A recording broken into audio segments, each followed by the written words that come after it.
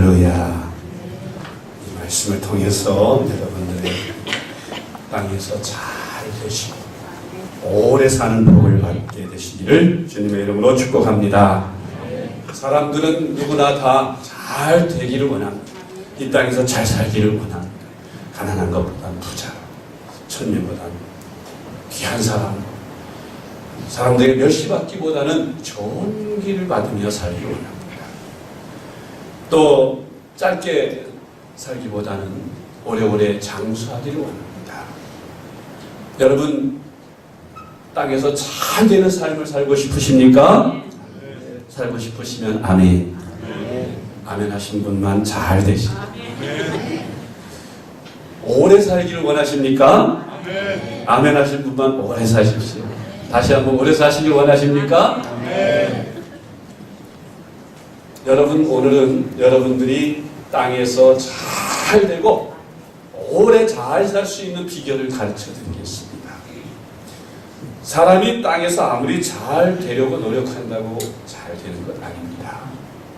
또 아무리 오래 살려고 애쓴다고 오래 사는 것 결코 아닙니다.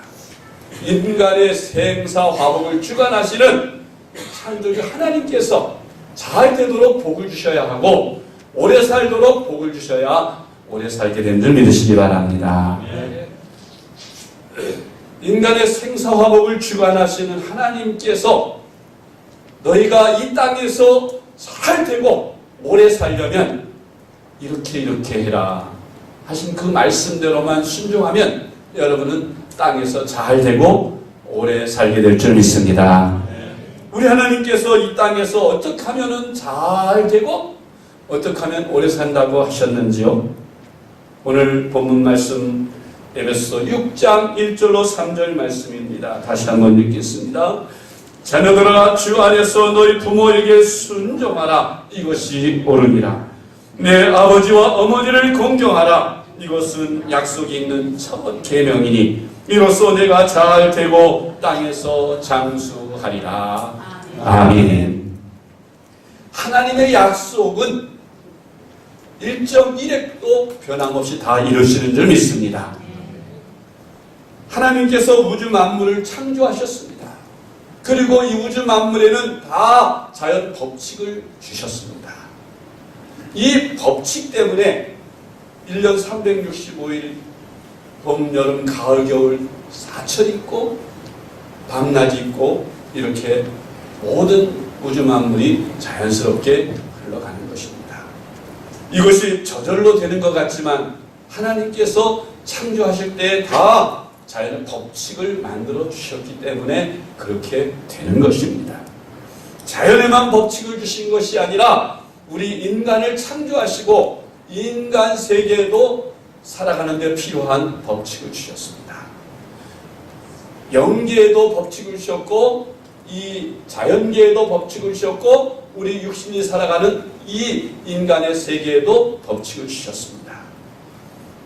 여러분, 자연 법칙을 깨트릴 때에 재앙이 옵니다.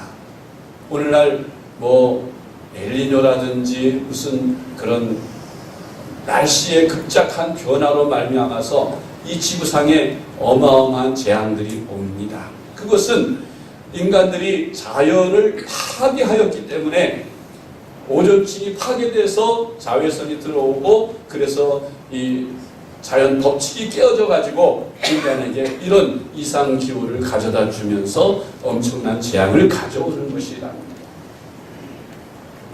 인간들은 그저 문화를 발전시키고 문명을 발전시켜서 편리하게만 살면 그것이 행복인 줄 알고 처음에 멋모르고 자연을 함부로 막 파괴했더니 이 온 하늘의 공기가 가득 차서 얼마든지 많은 줄 알았는데 그 공기들이 오염이 되는 겁니다.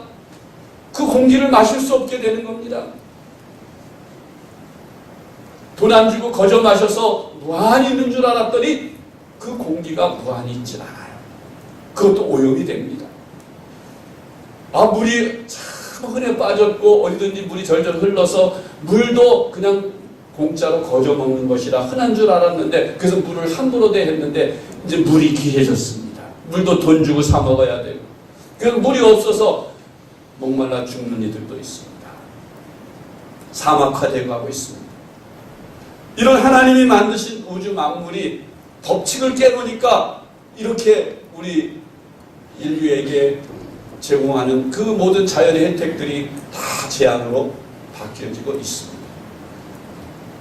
우리 인간의 삶, 하나님이 주신 인간에게 주신 법칙이 있는데 그 법칙을 깨트려도 인간의 삶에 크나큰 재앙이 온다는 사실을 인간들은 잊어서는 안 되는 것입니다. 하나님께서 사람을 만드시고 가정을 최초로 공동체로 지으셨어요.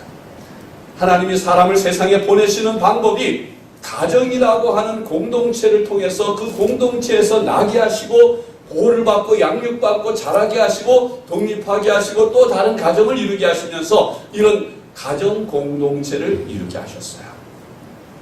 이것도 하나님의 법칙입니다. 이 법칙이 깨어지게 되면 이 사회에 크나큰 문제가 발생하게 됩니다. 가정이 행복해야 합니다. 하나님이 그 부모를 떠나서 장성하면 남자와 여자가 합하여 한 가정을 이루려고 했고 그 가정을 통해서 자녀를 낳고 자녀를 양육하라고 했습니다. 그런데 그 하나님이 만드신 자연 법칙, 인간에게 주신 그 법칙인 부모가 자녀가 부모를 떠나서 장성해서 가정을 이루고 이제 가정 공동체를 통해서 또 자녀를 낳고 이걸 계속해서 반복하면서 인류가 이어져 오고 있는데 그 법칙이 깨어질 때 그것이 가정의 문제가 되고 사회의 문제가 되고 인간에게 큰 불행이 된다는 것입니다.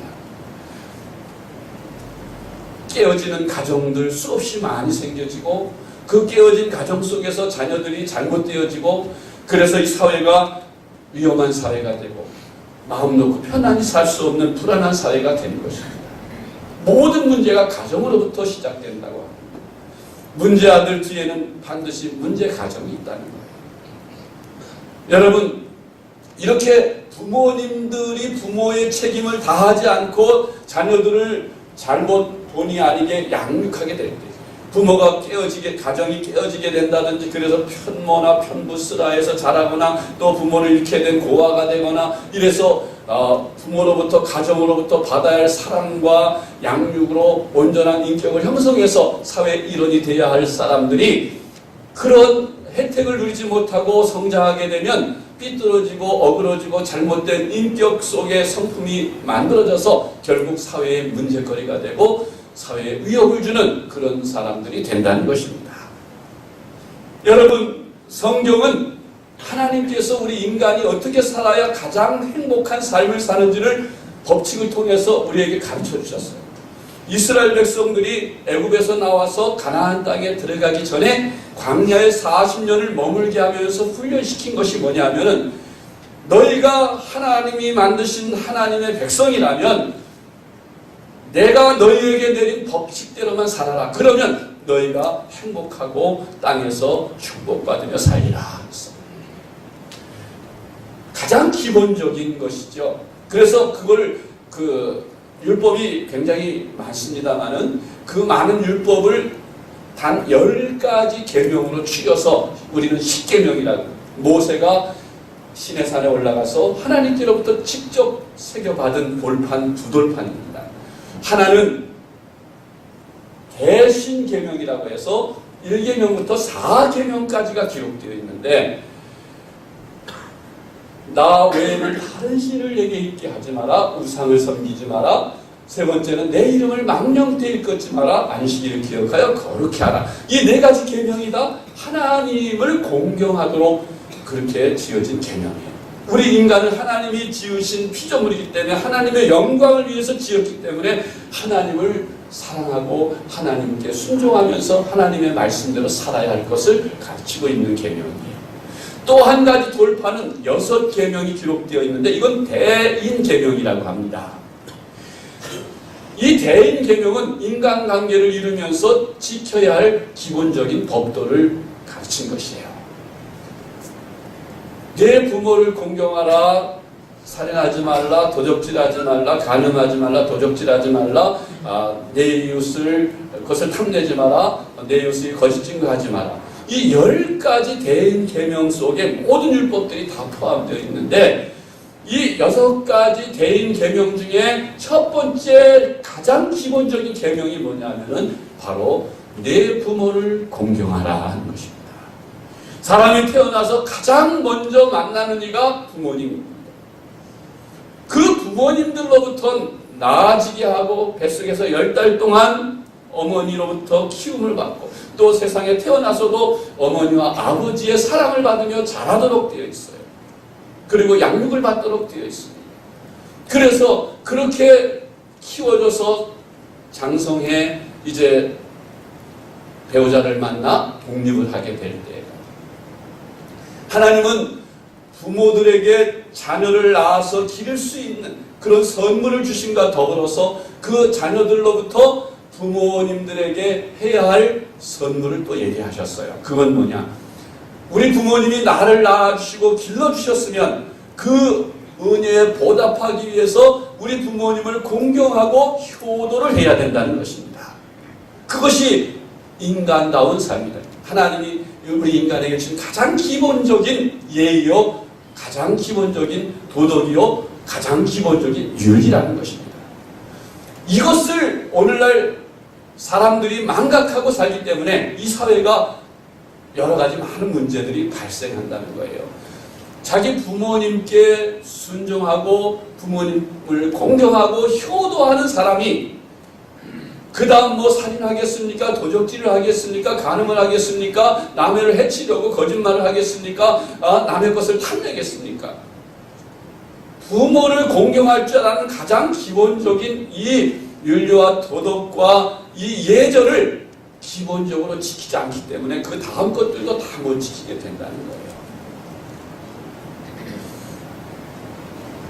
여러분, 우리가 싫어하는 새 중에 까마귀가 있죠. 까마귀를 왜 싫어하게 됐는지는 모르겠지만 일본에서는 길조라고 하는데 우리나라에서는 흉조로 알려져 있어요. 까마귀가 지나가면 탁대뱉어 옛날부터 그렇게 침을 탁탁 뱉을 정도로 까마귀를 싫어했어요. 까마귀가 시체를 파먹는다 그래서 싫어하는지는 모르지만 그런데 여러분 까마귀는 그렇게 효도를 잘하는 새라고 그렇게 알려져 있습니다.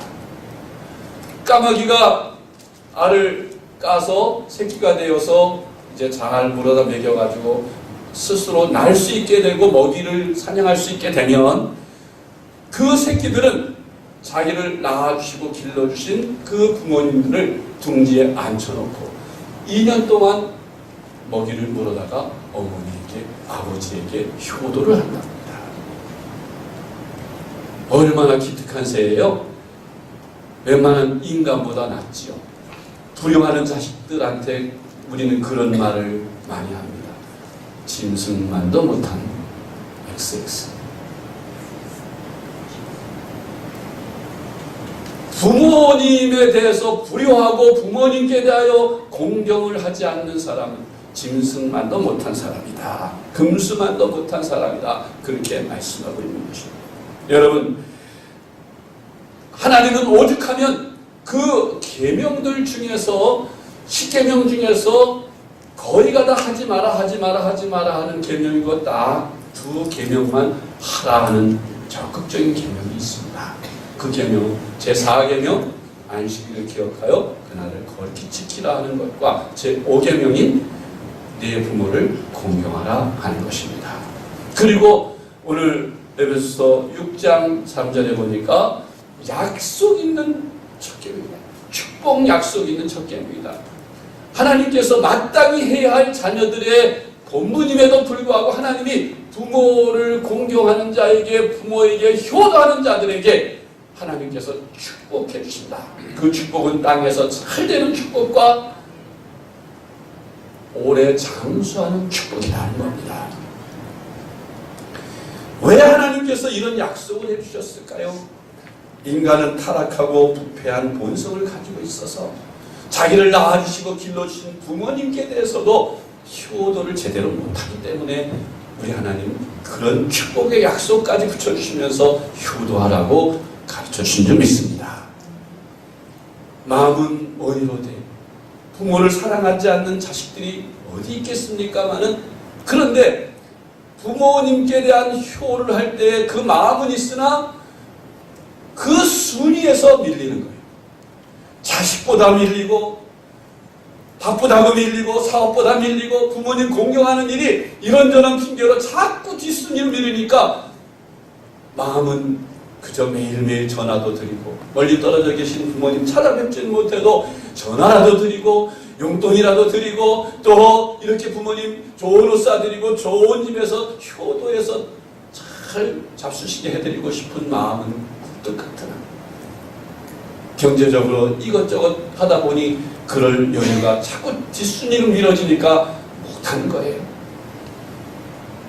일저일 바쁘다고 핑계대고 부모님 찾아뵙고 부모님께 효도하는 일을 뒤로 미뤄지는 거예요. 그래서 한 달을 미룬 게 두 달, 세 달, 1년이 되고, 1년이 돼도 명절 때에는 찾아뵙지도 못하고 전화도 못하고, 그래서 불효를 하는 그런 모습들이지요. 근데 성경은 분명히 말씀합니다. 부모에게 효도해라. 내가 잘 되고 싶거든 부모를 공경하고 부모님을 잘 순종하고 섬겨라. 부모님을 기쁘시게 해드려라 하고 성경은 우리에게 가르치고 있습니다. 여러분, 오늘날 불효하는 자식들이 너무 많습니다. 옛날에는 그래도 기독교가 아니라도 유교사, 어느 종교를 불론하고 부모에게 불효하라는 종교는 없는 것 같아요, 이 땅에서. 그것만큼은 어느 종교나 다 통하는데, 그래도 우리나라가 유교에 오랫동안 젖어 있어서 유교 사상 속에서 부모를 공경하는 법은 그거는 잘 배웠던 것 같아요. 우리나라 전통으로 잘 유지되어 왔던 것 같아요. 그 짐이 장남에게 주어지긴 했지만 부모님이 연로하시면 그 장남이 의무적으로 부모님을 모시게 돼요. 장남이 못할 때는 차남이 하고, 그렇게 자식들이 노후의 부모님을 책임져서 공양하는 그런 아름다운 미풍이 있었으나, 요즘 핵가족화 시대 돼가면서 이제는 웬만하면 전부 양로원 또 혹은 요양병원, 무슨 요양원 이런 곳으로 다 보내드리고, 아니면 건강하시면 홀로 살게 되죠. 외롭게 살도록 그냥, 그 자식들은 다 물론 세상이 바빠서 그러겠지만은, 부모님들은, 시골에 계신 부모님들 1년에 딱 2번 돌아오는 추석 명절, 설 명절 손꼽아 기다립니다. 낙이라고는 그거밖에 없는, 그 자식들이 워낙 또 그나마 차 밀린다고 또 안 오네. 그 부모님들 실망이 이만저만. 그러니까 차가 길이 메워져도 부산까지 12시간이 걸리네, 몇 시간이 걸리네 해도 내려가는 이유. 그 부모님들 마음을 기쁘시게 해드리기 위해서 가는 거 아니겠어요?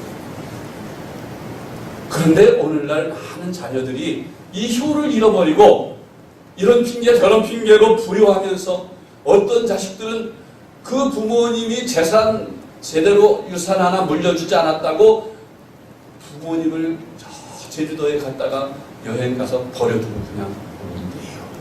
1년에 그런 부모님들이 수백 명이 버려진답니다. 이 얼마나 기가 막힌 일이겠어요. 자식들이 부모님을 버린대요. 무섭지도 않은지. 자식이 부모를 죽여요. 그런 뉴스도 종종 나옵니다. 왜? 부모님이 자기 형만 사랑하고 자기는 안 사랑하고, 형에게만 뭘 편애한다고, 물질 유산을 큰 형에게만 주고 자식이 안 준다고 나 부모님 죽이잖아요. 이런 불효를 저지르는 일들이 수없이 많이 생겨져. 그런데 여러분, 성경에서 보면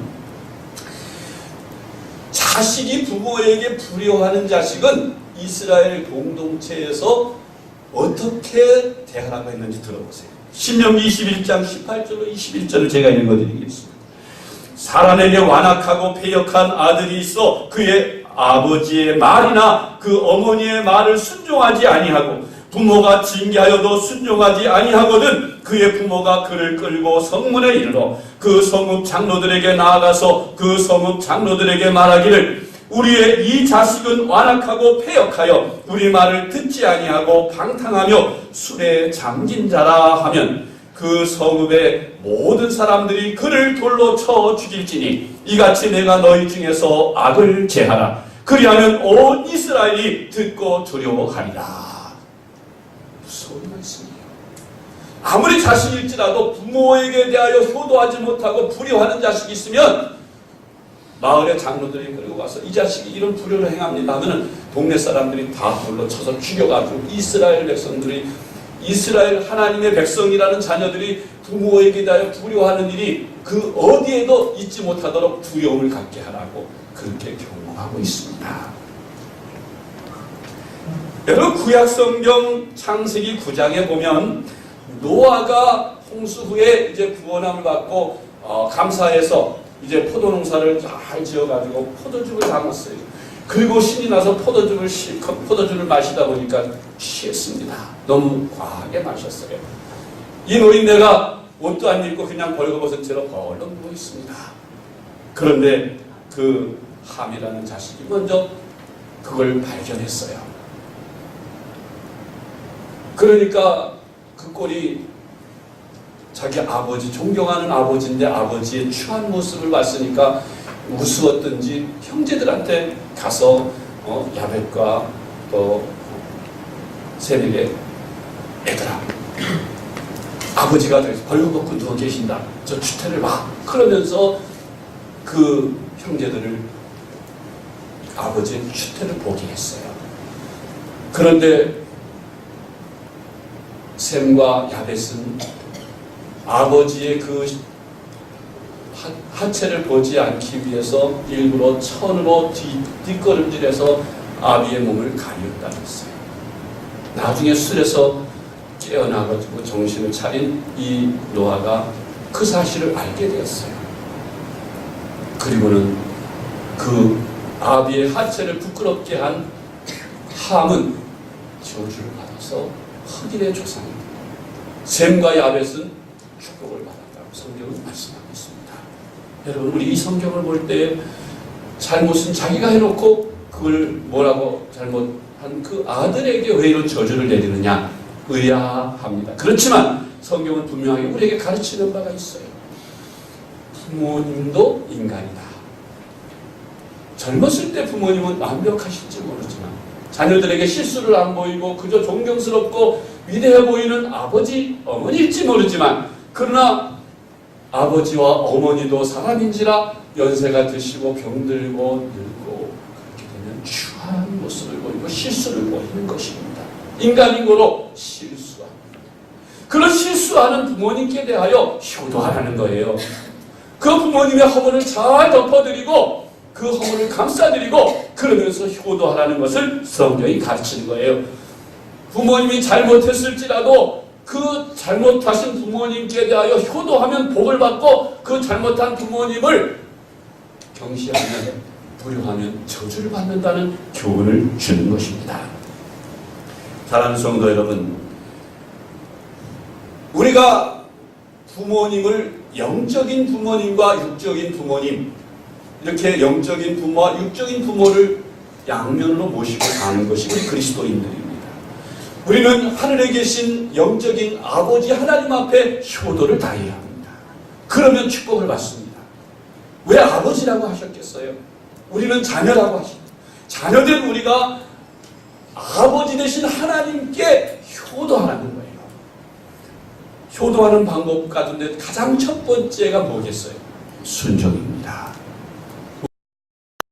제자들 한번 다 배우셨죠. 순종이 뭐라고요? 이해가 안 돼도 하는 것이다. 유익이 없어도 하는 것이다. 즉시로 하는 것이다. 끝까지 하는 것이다. 배웠죠? 여러분, 부모님이 이해가 안 되는 일을 시키거나 또 부모님이 시키는 일이 유익이 없는 것 같이 느껴질지라도 순종하라는 거예요. 하나님께서, 하늘에 계신 아버지께서 우리에게 명령하시는 것 순종을 드릴 때 하나님은 기뻐하시고 복을 주시고 잘 살게 되는 줄 믿으시기 바랍니다. 하나님께서 여러 가지 많은 말씀을 하셔서 그 말씀에 우리가 순종하며 지켜 살아야겠지만 대표적인 거 한 가지만 말씀을 드리겠습니다. 여러분들이 땅에서 잘 되고 오래 살며 축복받는 삶, 하나님 아버지께 효도하십시오. 하나님 아버지에게 효도하는 방법, 말씀대로 순종하는 거예요. 아버지에게 여러분 11조를 온전히 드리세요. 온전한 11조를 드리면 효도하는 것이 기본입니다. 내 마음이 있는 곳에 물질이 있다. 물질이 있는 곳에 내 마음이 있다 그랬으니까. 여러분 11조가 아무것도 아닌 것 같아도요, 다 하나님의 것임을 고백하는 신앙 고백입니다. 그런데 11조를 아까워서 못 드리는 건 내 것이 내 것이고 아버지는 아버지입니다. 하나님은 아버지로 인정하지 않고 나에게 모든 것을 주시는 하나님으로 아버지로 인정하지 않는다는 뜻이거든요. 이게 엄청난 불순종이에요. 하나님의 말씀에 순종해서 11조를 드리면 하나님께서 창고에 쌓을 것이 없도록 붙지 아니하나 보라 하셨고, 또 심지어는 모든 재앙을 다 막아주시겠다고까지 그렇게 하나님이 11조를 기뻐하시고 우리가 순종하는 걸 기뻐하세요. 그 11조 자체가 물질이 문제가 아니라 내 모든 것이 다 아버지의 것입니다. 나는 아버지의 사람, 아버지의 자녀입니다 하는 걸 고백하는 거니까. 자녀가 부모님을 부정하면 그 부모는 그 자식이 얼마나 믿겠어요. 그러나 그 자식이 어디든지 가면서 성공해서 나는 아버지의 아들입니다 하면 얼마나 그 부모가 영광스럽겠습니까? 하나님께서도 마찬가지로 우리가 잘 되면서 또 우리가 받는 모든 10분의 1을 고백하면서 하나님은 나의 아버지십니다. 하나님께 고백을 드릴 때 하나님은 기뻐하시고 효도를 받으십니다. 또한 육신의 부모님께도 효도를 하는데, 육신의 부모님께도 여러분 이런저런 해야 할 순종이 많지만 부모님께도 11조를 드리십시오. 저는 결혼식 할 때 주례를 써달라고 하면 그 신랑 신부를 먼저 불러가지고 이걸 꼭 다 질문을 받아요. 그거 못하겠다면 난 주례 안 서겠다고 다 한다고. 왜 부모님께 왜 11조를 드려야 하느냐? 11조 안에는 부모님께 그 11조로 맛있는 음식도 사드릴 수 있고, 그 11조로 좋은 옷도 사드릴 수 있고, 그 11조로 우리 부모님을 최대한 공경해 드릴 수 있는 그런 마음이 거기에 담겨 있는 거예요. 내 수입의 11조가 작은 것이 아니지 않습니까, 여러분? 부모님께 꼬박꼬박 11조를 용돈으로 드리면 그 부모님들이 그 용돈을 가지고 노후에 필요한 삶을 사실 뿐만 아니라, 그것 아니래도 여러분들이 드리는 그것 아니라도 살 수 있으셔도 여러분들이 드리는 그 정성을 받으시고 그거 쓸데없으시면 어디다 쓰시겠어요? 헌금하시거나 아니면 여러분들의 자녀들, 손주, 손녀들에게 용돈을 다 주시는 거예요. 이거 실천하는 거 쉬운 일 아니겠지만 일찍부터 마땅히 우리가 하나님 앞에 온전한 11조 생활하듯이 부모님께 11조 생활을 훈련을 하면 이것도 어려운 일이 아니라고 생각합니다. 이건 기본적으로 내 것이 아니라 부모님께 드려야 할 것이다. 하나님 아버지께 드려야 할 것이고 육신의 아버지 어머니께 드려야 할 것이다 생각하고 11조를 딱 떼어서 이건 내 게 아니라고 생각하고 처음부터 그렇게 꼬박꼬박 실천하면 여러분 분명히 땅에서 잘 되고 장수하는 축복을 받게 될 줄 믿으시기 바랍니다. 여러분 오늘 어버이 주일날 이거 한 가지만 마음속에 새기고 실천하셔도 돼요. 수없이 우리는 어버이 주일을 보내면서 온갖 좋은 얘기 다 듣지만 며칠 지나면 다 잃어버리고 금방 도로 옛날로. 근데 여러분 이거 하나 꼭 실천해서 꼭 붙들면 여러분 부모님 살아생전에 평생 효도받게 되는 거예요. 부모님이 살아계신 분들은 돌아가신 다음에 내가 후회를 아무리 해도 이제는 어떻게 할 길이 없어요. 세상 사람들 제상을 상다리가 부러지게 차려놓고 다 헛된 일입니다. 살아계실 때 따뜻한 맛있는 요리 한 번 드리고 좋은 옷 한 번 사드리고 효도를 다 하는 것이 그게 참된 효도. 부모님을 기쁘시게 하는 마음으로 여러분의 소득의 10분의 1을 부모님께 드리는 그 삶을 한번 실천해 보시길 주의 이름으로 축복합니다. 그것을 실천하니 자녀들 치고 잘못되는 자녀가 하나도 없고 다 형통하고 잘 된다는 거예요. 이 땅에서 잘 되고 머리가 되고 꼬리가 되지 않고 남에게 꾸질지도 꾸지 않으며 큰 축복을 받는다는 사실 꼭 기억하시고, 우리 생명샘교회에 속한 성도님들은 다 하나님 앞에와 이 땅의 아버지 어머니 앞에 꼭 11조 생활을 해서 여러분들의 가정이 복을 받고 사업이 복을 받고 형통하는 그런 여러분의 가정이 되시기를 주님의 이름으로 축복합니다.